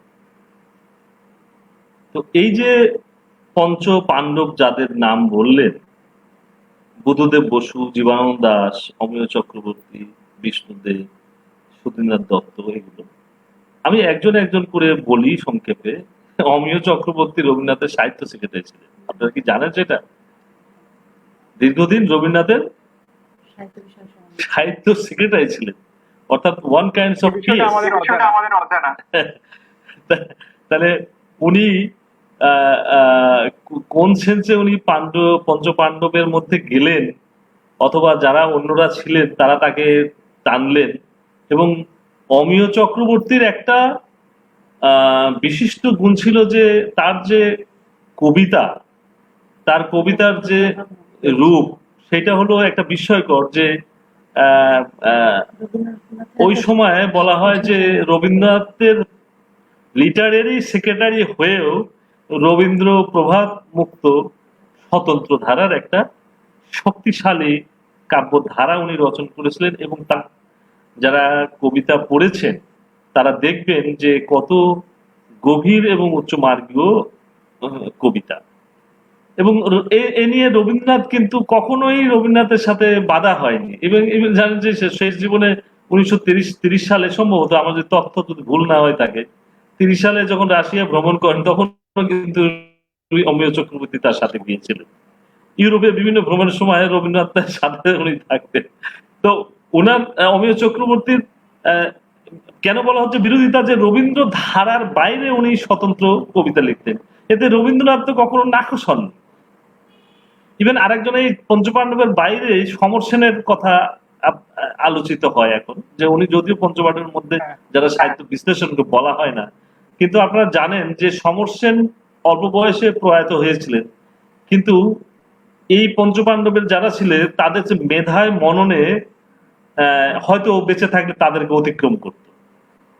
এবং রবীন্দ্রনাথ সেইটা কিন্তু ভবিষ্যৎবাণী করেছিলেন। এক কথা একটা চিঠি লিখেছিলেন যে ইহার কাব্য মধ্যে যে রস আছে তাতে বোঝা যায়, ধারণা করা হয় যে ইহার কাব্য দীর্ঘস্থায়ী হবে। জীবন দাসের কথা বলবো। জীবন দাস এক চিঠিতে রবীন্দ্রনাথকে লিখেছেন যে রবীন্দ্রনাথ হলো আমাদের এ যুগের সূর্য। যে রবীন্দ্রনাথকে লেখানো জীবন দাসের চিঠিপত্রের মধ্যেই, বিশ্বভারতী চিঠিপত্রের মধ্যেই আপনারা সেটা পাবেন যদি সংগ্রহ করতে পারেন। এ যুগের সূর্য তার মানে কি, অমিয় চক্রবর্তী জীবন দাস রবীন্দ্রনাথের বিরোধিতা এরকম সরাসরি কখনো করেছেন এরকম কোনো প্রমাণ পাওয়া যায় না। তবে দুই একটা যে তথ্য নাই তা না, জীবন দাসের ছোট্ট একটা লেখা আমি এখানে পড়লে ওনার মধ্যে হয়তো কোনো কিছু প্রবেশ করেছিল কিনা, কোনো উষ্মা রবীন্দ্রনাথের প্রতি ছিল কিনা, সেটা একটা আভাস পাওয়া যায়। কিন্তু আমি কিন্তু তার চিঠি দেখে সম্পর্কটা কিন্তু বলবো যে কি বলেছিলেন রবীন্দ্রনাথ তার চিঠিতে, জীবন দাস চিঠিতে। জীবন দাসের একটা লেখায় উনি লিখেছিলেন, রবীন্দ্রনাথের কবিতার চর্চা আধুনিক বাঙালি কবিদের তেমন মন জোগাতো না। অন্তত যারা আধুনিক বিশিষ্ট বাঙালি কবি রবীন্দ্রনাথকে তারা সম্ভ্রমে প্রণাম জানিয়ে মালার্মে ও পল ভার্লেন, রসার এলিয়েটসের সদর্থক বা নঅর্থক মনন বিচিত্রার কাছে দাঁড়ায়। তো আসলে অমিয় জীবন দাস এই টাইপের মন্তব্য করার ক্ষেত্রে খুবই ছিলেন, নীরব ছিলেন, কিন্তু কেন যে কোন মুহূর্তে এটা করেছিলেন আমাদের জানা যায় না। তবে একটা জিনিস আমি পরিষ্কার, কথাগুলো দীর্ঘায়িত করবো না, একটা জিনিস পরিষ্কার করতে চাই যে রবীন্দ্র প্রতিভার প্রতি এই যে পঞ্চপাণ্ডবের যেটা বলা হয় তার বিরোধিতার একটাই অন্যতম কারণ যে সাহিত্য জগতে যে ঈর্ষা, কাদা ছোড়াছুড়ি, সেইটার এই প্রতিফলন হলো এইটা। এছাড়া আর অন্য কিছু এখানে আছে বলে মনে হয় না। অসংখ্য ধন্যবাদ। এবার আমরা আরো একটি গান শুনবো। গানটি আমাদের সকলেরই পরিচিত। গানটির নাম হচ্ছে ও যে মানে না মানা। গানটি পরিবেশন করবেন আলী আসিফ খান, ব্যাচ 21। গানটির রচনাকাল 1316 বঙ্গাব্দ এবং গানটি প্রেম পর্যায়ের গান। গানটির উপপর্যায়ে প্রেম বৈচিত্র্য, রাগ ভৈরবী এবং তাল দাদরা। এবং এই গানটির স্বরলিপিকার হচ্ছেন সুরেন্দ্রনাথ বন্দ্যোপাধ্যায় এবং কবি 48 বছর বয়সে এই গানটি রচনা করেছিলেন। চলুন আমরা এই গানটা শুনে আসি।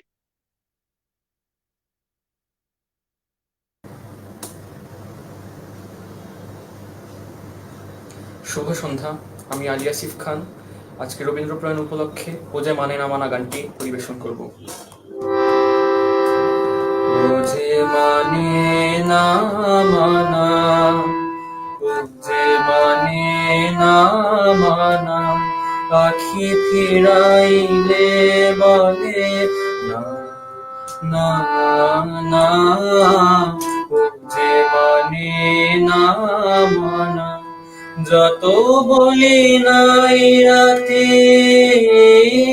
মলিন হয়েছে বাটি, যত বলি নাই রাতি, মলিন হয়েছে বাটি, মুখ পানে চেয়ে বলে না না না, ও যে মানে না মানা।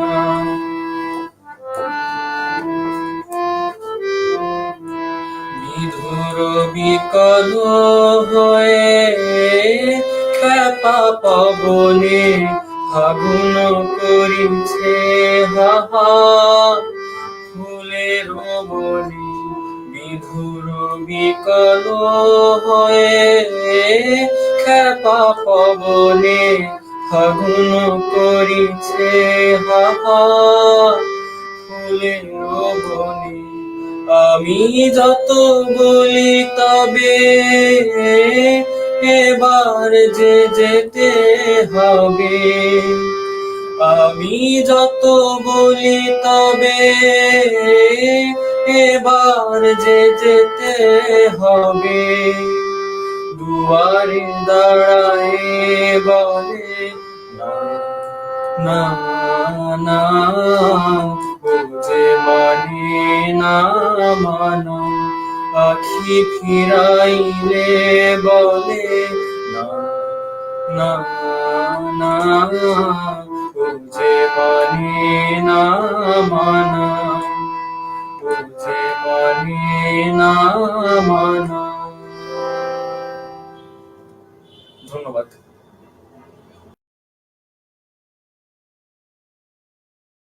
ইয়াসিফকে আমরা আবারও গানে যাব। এর পরের গানটি হচ্ছে পথিক পরাণ। এই গানটি পরিবেশন করবেন আমান ইসলাম সিয়াম, নটরডেম কালচারাল ক্লাবের প্রশাসনিক সভাপতি, ব্যাচ 20। এই গানটির রচনাকাল আশ্বিন 1331 বঙ্গাব্দ।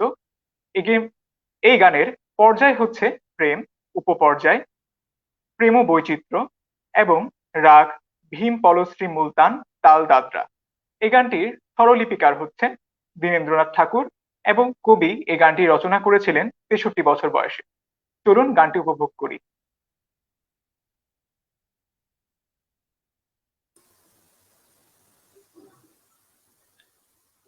ধন্যবাদ সৌমিক। শুভ সন্ধ্যা সকলকে। কবিগুরু রবীন্দ্রনাথ ঠাকুরের প্রয়াণ দিবস উপলক্ষে প্রাণের আবাহনে এর বিশেষ পর্ব আজ। আর এই বিশেষ পর্বে কবিগুরুর একটি লোকসুরের গান গেয়ে তাঁর প্রতি আমি আমার শ্রদ্ধার্ঘ আবেদন করছি।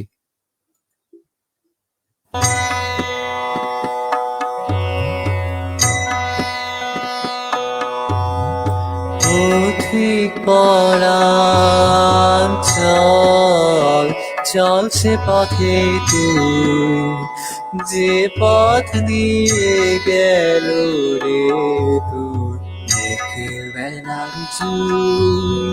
পথিক পরাণ চল, চল সে পথে তুই, যে পথ দিয়ে গেল রে তোর দেখে বেলার জুই।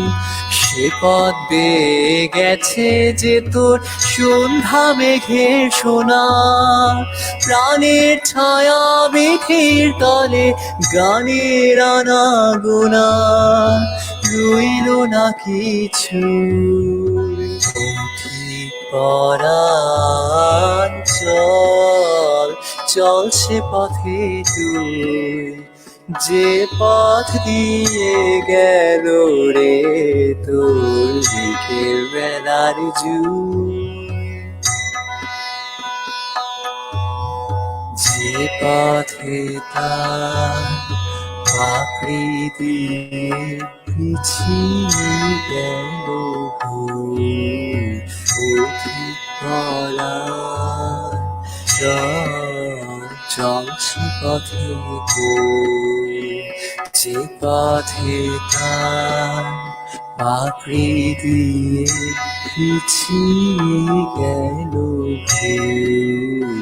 পথিক পরাণ চল চল সে পথে তুই অন্ধকারে সন্ধ্যা জুথি স্বপনময়ী ছায়া উঠবে ফুটে তারার মতো ছায়াবিহীন মায়া ছুঁই পারি না ছুঁই পরাণ চল চল সে পথে তুই যে পথ দিয়ে গেল রে তুই দেখে বেলার চুই।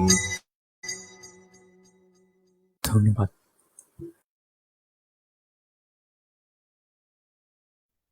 আমরা এবার আরো একটি প্রশ্ন রাখছি আমাদের অতিথির জন্য।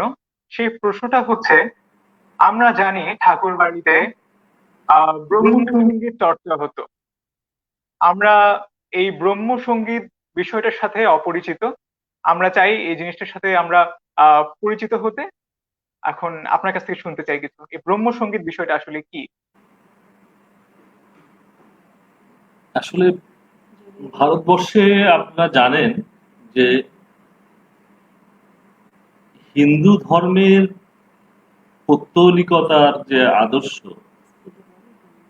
সেই পৌত্তলিকতার আদর্শের বিরুদ্ধে অথবা সেইটাকে অতিক্রম করে একটা নতুন ধর্মীয় ভাবধারা অথবা ধর্মীয় সংস্কৃতি, যেটাকে মূল স্পিরিট, যেটা বাংলাতে আমরা বলতে পারি যে মূল নির্যাস অথবা মূল দর্শনটা ছিল এইটা, যে সকল ভারতবাসী যেন এই ধর্মের অথবা এই দর্শনের মধ্যে একত্রিত হতে পারে। সেখানে হিন্দু, মুসলিম, বৌদ্ধ, খ্রিস্টান, শিখ তাদের কারোর বাধা থাকবে না। এবং সেখানে মূল বিষয়টা ছিল এরকম যে একেশ্বরবাদ, একজন ঈশ্বরের যদি অস্তিত্ব থাকে তাহলে একজন ঈশ্বরকে এই দর্শনের মূল জায়গাকে বসানো হয়েছিল অথবা ধারণা করা হতো। মূল উদ্গাতা ছিলেন ঠাকুর বাড়িরই একজন অন্যতম প্রভাবশালী, কি বলা যায়, প্রতিষ্ঠাতা, যে যার হাত ধরে ঠাকুর বাড়ি এত বৃহৎ পরিসর পায়, যেটা রবীন্দ্রনাথের দাদা প্রিন্স দ্বারকানাথ ঠাকুর। উনি সরাসরি ব্রাহ্ম ধর্মের প্রতিষ্ঠাতা ছিলেন না এবং উনি নিজে ব্রাহ্ম ধর্মের লোকও ছিলেন না, কিন্তু এইটার মূল প্রতিষ্ঠা ছিলেন রাজা রামমোহন রায়, যেটা রবীন্দ্রনাথের ভাষায় যে আধুনিক ভারতের প্রথম আধুনিক মানুষ রাজা রামমোহন রায়। যেটা আপনারা জানেন যে ভারতবর্ষে আগে কুসংস্কারটা এখনো আছে, কুসংস্কারটা এতই বদ্ধমূল ছিল যে সমুদ্র পাড়ি দেওয়াটা ছিল অপরাধ, পাপ, নরক যাত্রা। কিন্তু সেইটাকে উপেক্ষা করে রামমোহন রায় চলে গেলেন বিলেতে, এবং তার সাথে বিলেতের সাথে বিজনেসের সূত্রে প্রিন্স দ্বারকানাথ, রবীন্দ্রনাথ ঠাকুরের দাদা, উনিও বিলেতে গেলেন। তো রামমোহন রায়ের মৃত্যুর পরে প্রিন্স দ্বারকানাথ রামমোহন রায়কে এই ধর্ম প্রতিষ্ঠার ক্ষেত্রে বন্ধু হিসাবে সার্বিক সহযোগিতা করতেন, সামাজিক, রাজনৈতিক, পারিবারিক সমস্ত উপাদান, কিন্তু নিজে তিনি এই ধর্মের অনুসারী অথবা কোনো নেতৃস্থানিত কেউ ছিলেন না। রামমোহন রায় ছিলেন এর মূল চালিকা শক্তি। রবীন্দ্রনাথের দাদার মৃত্যুর পরে এবং রামমোহন রায়ের মৃত্যুর পরে এই ব্রাহ্ম ধর্মের মূল কাণ্ডারি হন তার পিতা মহর্ষি দেবেন্দ্রনাথ ঠাকুর।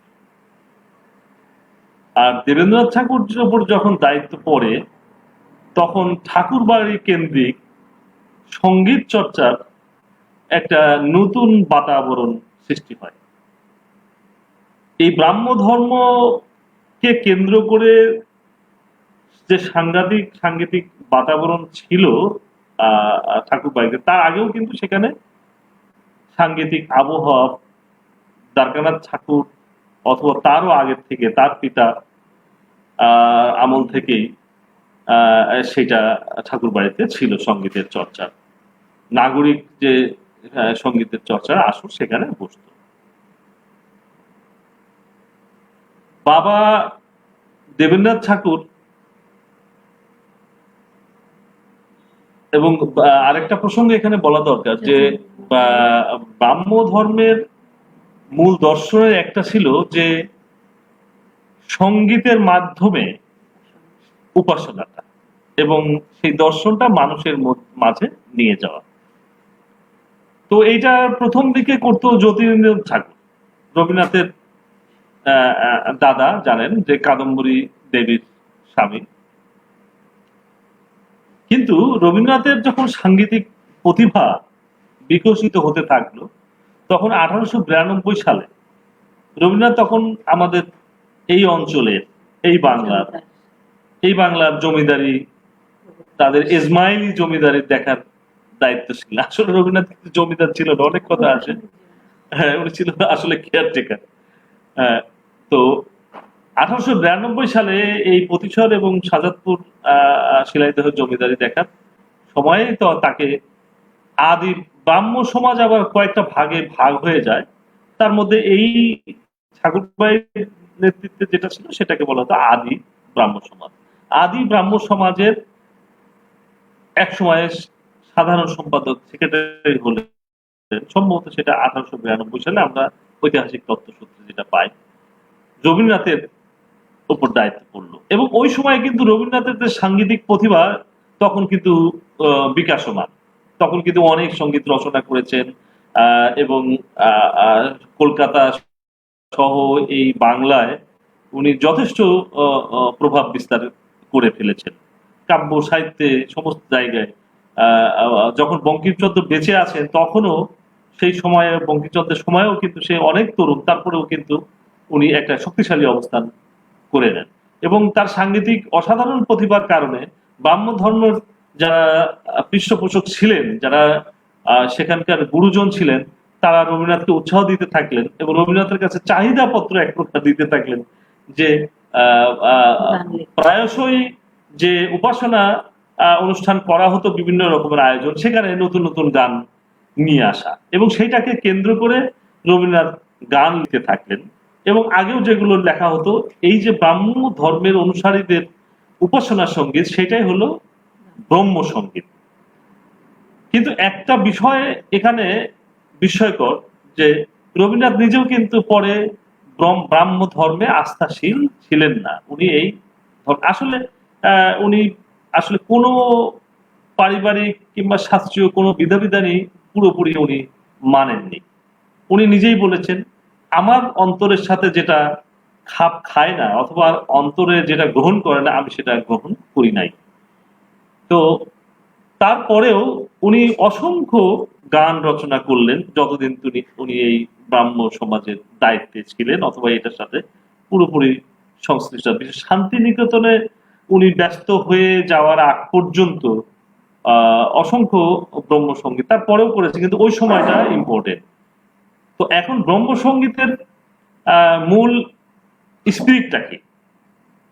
মূল স্পিরিট কি উপাসনা সঙ্গীত? এখন রবীন্দ্রনাথের প্রতিটা জিনিসই, প্রতিটা সৃষ্টিকর্মই যে সেই কোনো একটা প্রসঙ্গের মধ্যে আর সীমাবদ্ধ থাকেনি, যেটাকে বলা, আমরা বলি যে কাল জয়ী, কালকে অতিক্রম করে যাওয়া। যখন আমরা মাঝে মাঝে তব দেখা পাই, এ ধরনের গান শুনি, এরকম অসংখ্য গান আছে, আমরা কিন্তু ভুল করি যে এটা কি প্রেমের গান না অন্য কোনো গান। তো কিন্তু দেখা যাচ্ছে যে ওগুলো আসলে পূজা পর্বের গান অথবা ব্রহ্মসঙ্গীত। উনি ব্রহ্মসঙ্গীতের মধ্যে, যে এই গীতাঞ্জলির মধ্যেও কিন্তু অনেকগুলো ব্রহ্মসঙ্গীত এর মধ্যে আছে। মূল লিরিকটা এখানে সং অফ এর মধ্যে আছে, যেটা পাশ্চাত্যবাসী যেটা পড়ে দেখে তার কাব্যরস পেয়ে অসাধারণ মুগ্ধ হয়েছিলেন। তারপরেই তো তাকে নোবেল প্রাইজের জন্য মনোনীত করেছিলেন। একটা ব্রহ্মসঙ্গীতের মূল স্পিরিট যেটা বৈশিষ্ট্য আমরা বলবো যে রবীন্দ্রনাথের গান আর ব্রহ্মসঙ্গীত কিন্তু থাকলো না, সেটা হলো যে এটা তখন মানবের যে জীবনের যে অন্তর্নিহিত তার যে আবেগ, তার বেদনা, দুঃখ, শোক, বিরহ, প্রাপ্তি অপ্রাপ্তি, এ সব জিনিসের রূপায়ণ ঘটলো এই ব্রহ্ম সঙ্গীত গুলোর মধ্যে। সেই জন্য এইটা কিন্তু আর উপাসনা সঙ্গীত থাকলো না, যে কারণে কোনো ধর্মে, হিন্দু ধর্মেও না, অথবা যারা সে যে ব্রাহ্ম ছিলেন এটাও কিন্তু বহু হিন্দু জানেন না। ভারতবর্ষের 90% হিন্দু জানেন না যে উনি আসলে হিন্দু ছিলেন না, উনিকে হিন্দু বলে মনে করেন।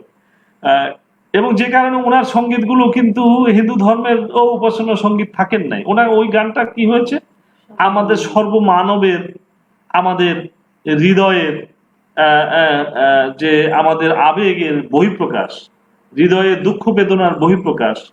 আমরা যখন একা থাকি, আমরা যখন বেদনায়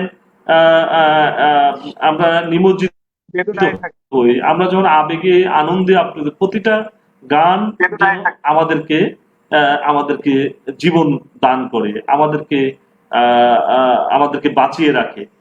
সেই জন্য আসলে ব্রহ্মসঙ্গীত ওইটা আমরা বলতে পারি যে ওইটা ওইভাবে তকমা দেওয়াটা আর যায় না। ধন্যবাদ।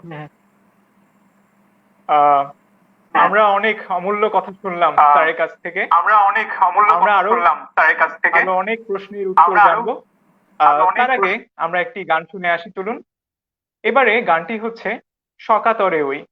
গানটি পরিবেশন করবেন একান্ত দাস, এবং এই গানটি রচনা করেছিলেন কবি 1920 বঙ্গাব্দে, এবং গানটি পূজা ও প্রার্থনা পর্যায়ের এবং উপপর্যায়ে রবির ছায়া, রাগ কর্ণাটি ভজন এবং তাল একতাল। এবং এই গানটির স্বরলিপিকার সরলা দেবী এবং ইন্দিরা দেবী, এবং এই গানটি কবি রচনা করেছিলেন 22 বছর বয়সে। চলুন গানটি উপভোগ করে আসি।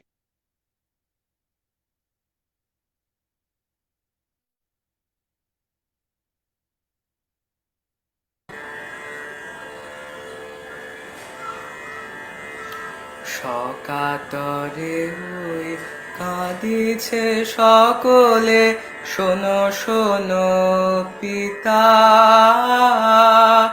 কহো কানে কানে, শোনাও প্রাণে প্রাণে, মঙ্গল বারতা। কহো কানে কানে, শোনাও প্রাণে প্রাণে, মঙ্গল বারতা। কহো কানে কানে, শোনাও প্রাণে প্রাণে, মঙ্গল বারতা। ক্ষুদ্র আশা নিয়ে রয়েছে বাঁচিয়ে সদাই ভাবনা, যা কিছু পায় হারায় যায়, না মানে সান্ত্বনা। যা কিছু পায় হারায় যায়, না মানে সান্ত্বনা। যা কিছু পায় হারায় যায়, না মানে সান্ত্বনা। সুখ আসে দিশে দিশে, বেড়ায় কাতরে, মরীচিকা ধরিতে চায় এ মরু প্রান্তরে। মরীচিকা ধরিতে চায় এ মরু প্রান্তরে, মরীচিকা ধরিতে চায় এ মরু প্রান্তরে। কি হবে গতি বিশ্বপতি, শান্তি কোথা আছে, তোমারে দাও আশা পুরাও, তুমি এসো কাছে। তোমারে দাও আশা পুরাও, তুমি এসো কাছে। তোমারে দাও আশা পুরাও, তুমি এসো কাছে।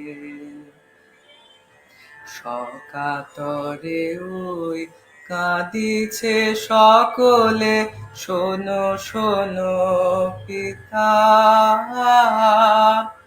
কহো কানে কানে, শোনাও প্রাণে প্রাণে, মঙ্গল বারতা।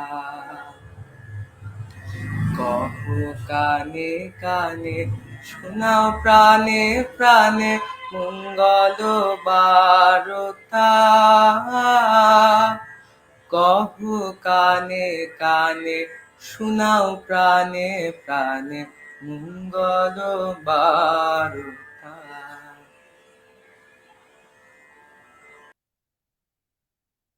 অসংখ্য ধন্যবাদ একান্ত দেবকে।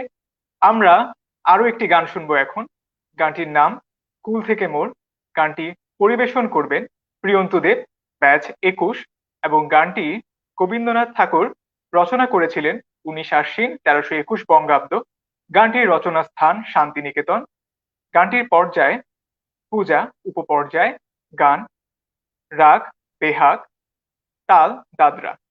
এই গানটি স্বরলিপিকার ধীরেন্দ্রনাথ ঠাকুর এবং কবি এই গানটি রচনা করেছিলেন 53 বছর বয়সে। চলুন গানটি উপভোগ করি।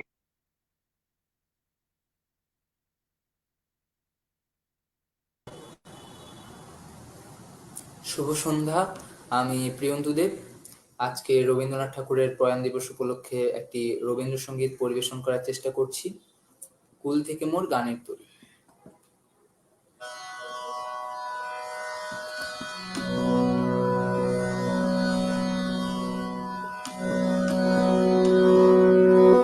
কুল থেকে মোর গানের তরে দিলেন কুলে, সাগর মাঝে ভাসিয়ে দিলেন পালকি তুলে। কুল থেকে মোর গানের তরে দিলেন কুলে, সাগর মাঝে ভাসিয়ে দিলেন পালকি তুলে। কুল থেকে যেখানে ওই কোকিল ডাকে ছায়া তলে, সেখানে নয় যেখানে ওই গ্রামের বধূ ভাসে জলে, সেখানে নয় যেখানে নীল মরণ লীলা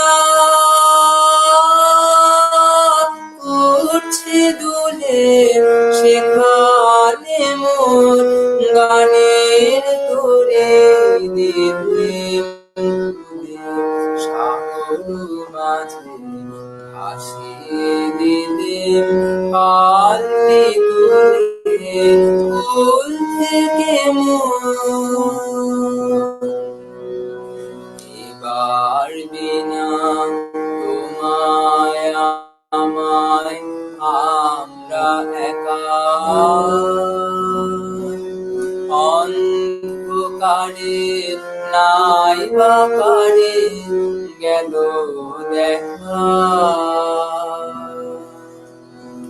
এবার বিনা তোমায় আমায় আমরা একা, অন্ধকারে নাই বাকারে গেল দেখা। কুঞ্জ বনের শাখা হতে যে ফুল তোলে সে ফুলে নয় বাতায়নে লতা হতে যে ফুল দোলে সে ফুলে নয় দিশাহারা আকাশ ভরা সুরের ফুলে সেই দিকে মোর গানের তোরে দিলেন ফুলে সাগর মাঝে ভাসিয়ে দিলেন পাল্টি তুলে ফুল থেকে মোর গানের তোরে দিলেন ফুলে সাগর মাঝে ভাসিয়ে দিলেন পাল্টি তুলে ফুল থেকে মোর। ধন্যবাদ সবাইকে। সুন্দর একটি গান পরিবেশন করে আমাদের শোনানোর জন্য আমরা এবার সর্বশেষ প্রশ্নটি স্যারকে করতে চাই, এবং প্রশ্নটি হচ্ছে, আমরা যে রবীন্দ্র জয়ন্তী পালন করি আর আজকে আমরা যে রবীন্দ্র প্রয়াণ দিবসটি পালন করছি, এই দিনগুলো আমরা আসলে কেন পালন করব এবং এই দিনগুলো পালন করার সঠিক উদ্দেশ্যটা আসলে কি, এই বিষয়ে আমাদের একটু বলবেন।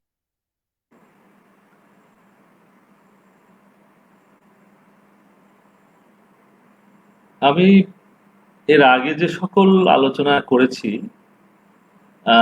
আজকের এই সর্বশেষ প্রশ্নের অনেক উত্তর কিন্তু সেগুলোর মধ্যে থেকেই সংগৃহীত হয়তো আপনাদের হয়ে গিয়েছে। এখন বাঙালি জাতিসত্তার যে বর্তমান রূপ, সেই রূপের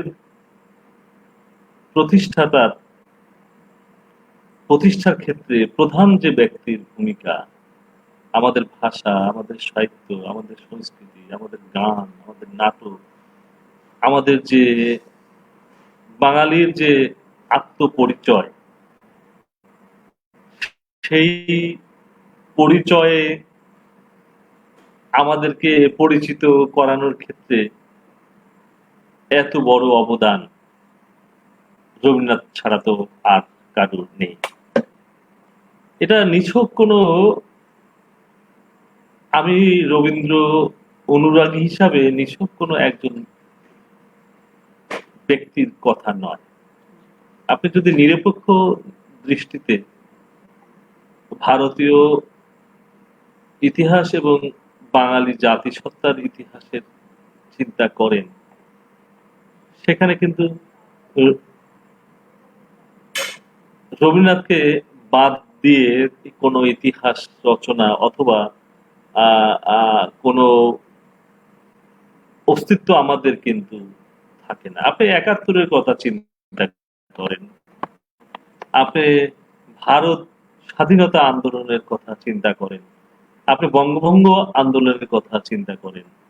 বঙ্গভঙ্গ যখন হয়, ব্রিটিশরা যখন বিভেদ নীতি গ্রহণ করে, ভাগ নীতি গ্রহণ করে, তখন একজন কবি হয়ে, একজন ঋষি হয়ে, একজন যিনি নিভৃতে সাহিত্য চর্চা করবেন, সেই জায়গার শান্তির জায়গা থেকে উনি কেন রাস্তায় নেমে আসলেন? জালিয়ানওয়ালাবাগ হত্যাকাণ্ডের পরে রাজনীতির প্রধান পুরোধা ব্যক্তিত্ব যারা ছিলেন তারা প্রতিবাদ করলেন না, উনি কেন রাস্তায় নেমে এসলেন? উনি কেন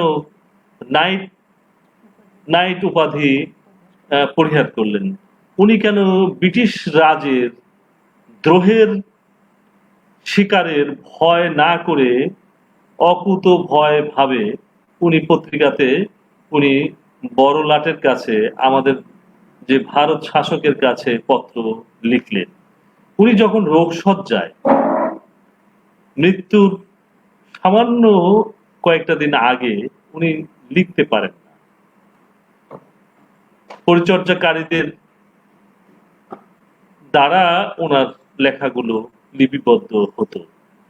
সেই সময়েও আমাদের জাতিসত্তার প্রতি যখন আঘাত আসছে, বাঙালির বিবেকের প্রতি, বাঙালির সম্মানের প্রতি যখন আঘাত এসেছে, তখন এই একটি মাত্র ব্যক্তি কোন সাম্রাজ্যবাদী শক্তির কাছে উনি কিন্তু বিন্দু মাত্র নতি স্বীকার করেননি।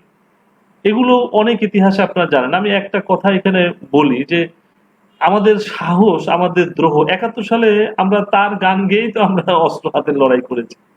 তাইলে তার উনি স্নিগ্ধতার কবি, উনি সৌন্দর্যের কবি, সুন্দর রচনা করেছেন, কিন্তু ওনার সকল সৌন্দর্যের মধ্যে যে অন্তর্লীন যে আছে দ্রোহের শক্তি, সেই শক্তিই তো আমাদেরকে অস্ত্র হাতে আমার বাংলা বলে যুদ্ধে নামিয়েছে। এবং ওনার এই নিজে ব্যক্তিগতভাবেও কিন্তু উনি এই যুদ্ধে সব সময় সামিল ছিলেন। আপনারা জানেন 1926 সালে যখন কলকাতাতে দাঙ্গা হয়, হিন্দু মুসলমান হাজার হাজার মানুষ মারা যায়, তখন কলকাতাতে টাউন হলে উনি বক্তৃতা করেছেন। উনি রাখি বন্ধন পড়িয়েছেন হিন্দু মুসলমানদের মধ্যে। এবং যে কথাটা আমি এর আগে বলতে গিয়ে আমি অন্য প্রসঙ্গে চলে গিয়েছি, যে উনি আমাদের সাহসের ভরসার স্থল। এখন পর্যন্ত আমাদেরকে আমাদের অন্তরে আলো জাগান, আমাদের সাহসকে জাগিয়ে রাখেন। উনি যখন 1941 সালে পৃথিবীতে দ্বিতীয় মহাযুদ্ধ চলছে, তো সেই সময়ে একটা রাজনৈতিক ঘটনা ঘটলো, যে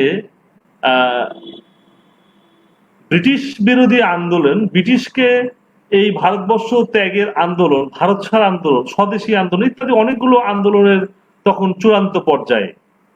ভারতবাসী তখন খুবই উন্মত্ত আছে ব্রিটিশকে এই ভারতবর্ষ থেকে বিদায় করার জন্য। তখন একটা ক্রিটিক্যাল, অতি জটিল একটা রাজনৈতিক প্রশ্ন আছে। এই জেনারেশনে অবশ্যই সেটা জানার দরকার আছে।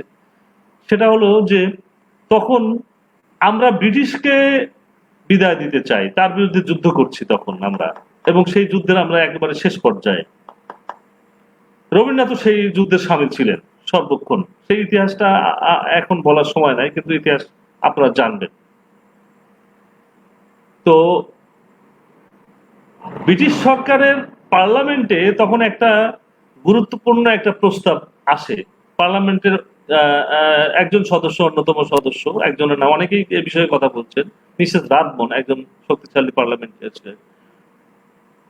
আমাদের বিরুদ্ধে বড় ধরনের অপমানজনক একটা আমাদেরকে কলঙ্ক দিলেন, গালি দিলেন বলা যায়। গালি দিলেন। গালিটা কি? যে বাঙালি ভারতবাসী হলো বেঈমান জাত, বেঈমানের জাত। কিরকম বেঈমানের জাত? 200 বছর আমাদেরকে ওনারা লালন পালন করেছেন, ওনাকে খাইয়েছেন, আমাদেরকে সভ্যতা দিয়েছেন, আমাদেরকে ল অ্যান্ড অর্ডার দিয়েছেন। সেই জন্য আমরা তাদের সাথে নাই। কোথায় নাই? আমরা সাম্রাজ্যবাদী যুদ্ধে তাদের সাথে আমরা সঠিকভাবে সহযোগিতা করছি না, অর্থাৎ হিটলারের বিরুদ্ধে। হ্যাঁ, ওইটা একটা মৌলিক প্রশ্ন ছিল যে হিটলারের বিরুদ্ধে যুদ্ধ করছে মিত্রশক্তি, তার মধ্যে মিত্রশক্তির অন্যতম শক্তি হলো ব্রিটেন। আবার ব্রিটেনের বিরুদ্ধে কিন্তু আমরা যুদ্ধ করছি, হিটলার প্রতিপক্ষ অক্ষ শক্তি। তখন আমরা আমাদের অবস্থানটা কোথায় হবে? এটা একটা ক্রিটিক্যাল একটা বিশ্ব সমস্যা এবং ভারতবর্ষের সমস্যা দাঁড়ায়। সেই সময় যখন রাজনৈতিক আমাদের মধ্যে দ্বিধা বিভক্ত হয়, জানেন এটা অনেকে ইতিহাস পড়লে জানবেন, যে কংগ্রেসের মধ্যে ভাগ হয়ে যায় যে আমরা ব্রিটেনকে সহযোগিতা করব না হিটলারকে সহযোগিতা করব।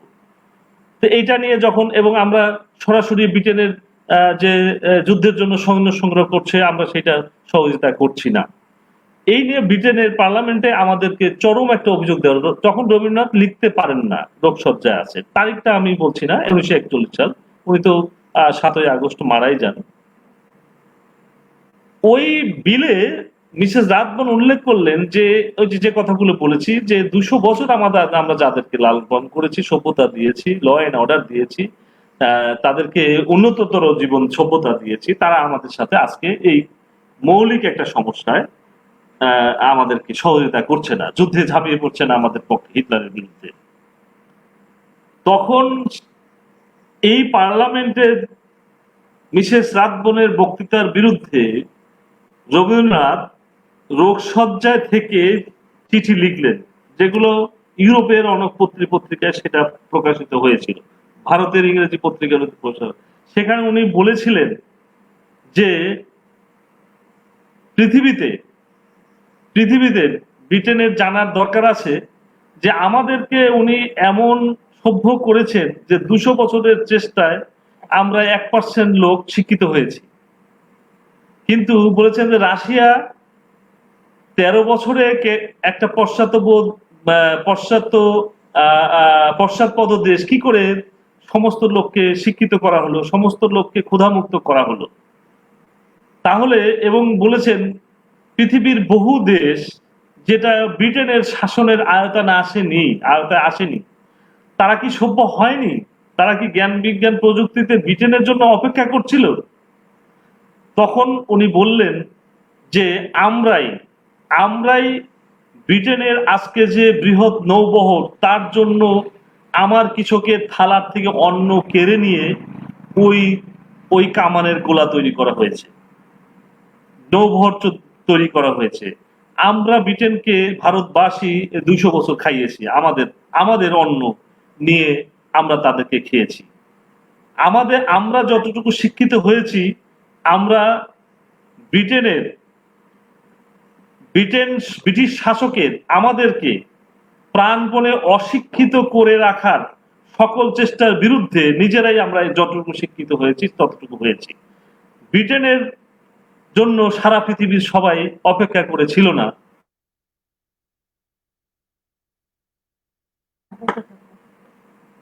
তো এই যে প্রতিবাদী সুর, প্রতিবাদী কণ্ঠ এবং বিশ্ব বিবেকের যে ভরসাস্থল, বাঙালির যে বিবেকের ভরসাস্থল, সেইটা আমাদের বিভিন্ন সময় দেখেছি আমরা। সে ব্রিটিশ শাসনের বিরুদ্ধে হোক, বঙ্গভঙ্গ আন্দোলনের বিরুদ্ধে হোক, 71 সালে পাকিস্তানি যে হানাদার বিরুদ্ধে লড়াইয়ের ক্ষেত্রে হোক, সেক্ষেত্রে কিন্তু রবীন্দ্রনাথ আমাদেরকে সবসময় পাথেয় জুগিয়েছে। আর আমাদের বাঙালি জীবনের যে আমাদের আনন্দের জায়গা, সৌন্দর্যের জায়গা, আমরা যখন দুঃখে নিমজ্জিত থাকি, যে কথাটা বলছি, তখন আমরা সেখান থেকে মুক্তি চাই, সেই অন্ধকার থেকে আমরা বাঁচতে চাই, তখন কিন্তু রবীন্দ্রনাথের গান আমাদের সহায়তা করে, রবীন্দ্রনাথের কবিতা আমাদেরকে সহায়তা করে।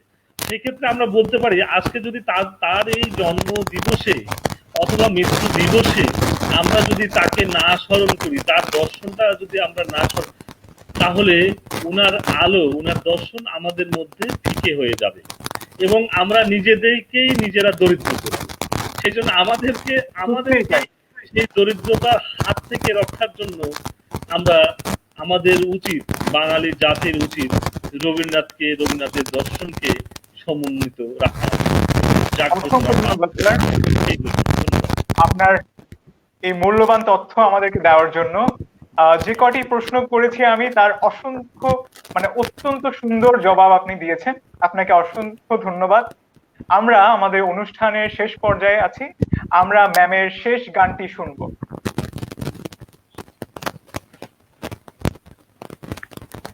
ধন্যবাদ সৌভিক। আমি আমার শেষ নিবেদন শেষ করছি রবীন্দ্রনাথের প্রেম পর্যায় থেকে আমি গানটা করছি, গানটি খাম্বাজ রাগে।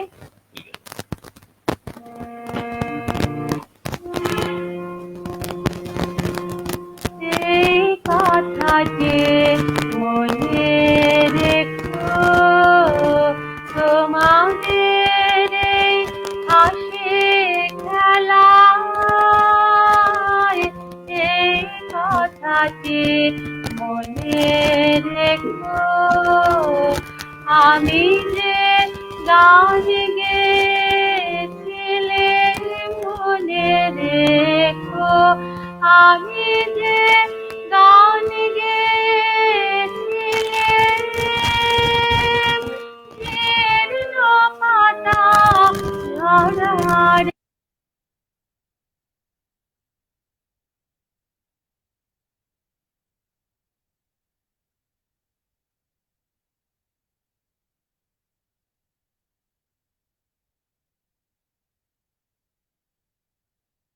ম্যাম, স্পিকারটা অন করুন।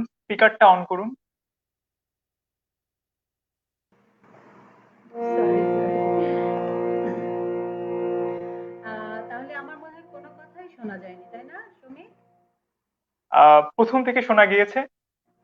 ও, পরে এটা অফ হয়ে গেছে না, যে মাউসে লেগে বোধহয় অফ হয়েছে। আচ্ছা, সরি, আমি করছি। আমি বলছিলাম আমি আমার শেষ নিবেদন পেশ করছি প্রেম পর্যায়ের গানটি খাম্বাস রাগের। আমরা শুধু অন্তরাটুকু শুনি তাহলে। আমরা শুধু অন্তরাটুকু তাহলে আচ্ছা, অন্তরাটুকু। ঠিক আছে।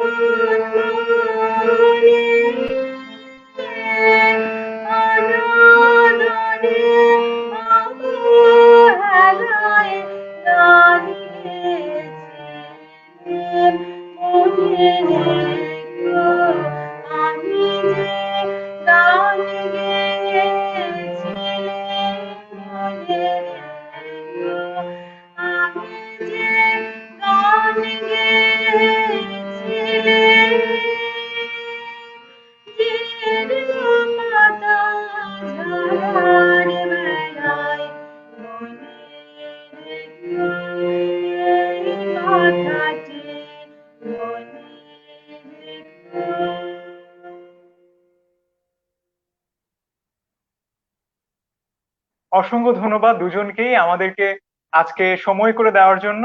দুজনের কাছ থেকেই অনেক গুরুত্বপূর্ণ তথ্যগুলো আমরা আজকে পেয়েছি। আর ম্যামের সুমধুর গান আমাদের আমাদের সকলকে মুগ্ধ করেছে। আজকে মতো আমাদের এখানেই অনুষ্ঠানের ইতি টানতে হচ্ছে।